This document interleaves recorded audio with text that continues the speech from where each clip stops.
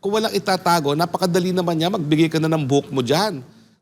Suportado ni dating presidential spokesperson Attorney Harry Roque ang panawagan kay Pangulong Bongbong Marcos na sumailalim ito sa hair follicle test. Ayon kay Roque, hindi matutuldukan ang agam-agam ng publiko na posible umunong gumagamit nga ito ng ilegal na droga kung patuloy na iiwas sa panawagan ng taong bayan ang Pangulo. Kung matatandaan, nagsimula ang hamon na drug test kay Marcos Jr. matapos banggitin ni dating Pangulong Rodrigo Duterte sa isang rally sa Davao City na bangag ito.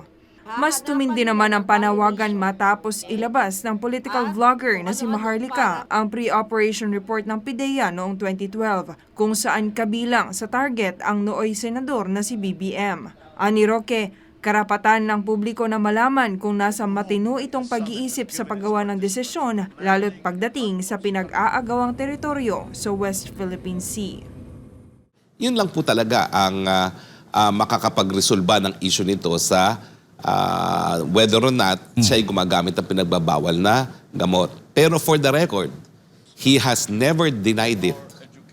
Ang mga resulta niya, ang mga sagot niya sa mga paratang, I will not dignify that with a response. Pangalawa, ha ha ha ha ha. There has never been a denial.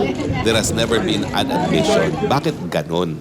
Sa panahon nga na mga desisyon niya ay po pwedeng magdulot ng gera at kamatayan sa mga Pilipino. You owe it to us, Mr. President, when you agreed to be our president, nabigyan mo kami ng impormasyon para na mamalaman namin na nasa tama kang pag-iisip sa paggagawa ng inyong mga desisyon. Dagdag pa ni Roque, matindi ang akusasyon ng paggamit umano ni Marcos Jr. ng cocaine, lalo't nasa kamay nito bilang chief architect ng foreign policy ng bansa ang buhay ng mga Pilipino. Sa huli, hirit ni Roque kay BBM. Wala namang mawawala kung mag-hair follicle test eh.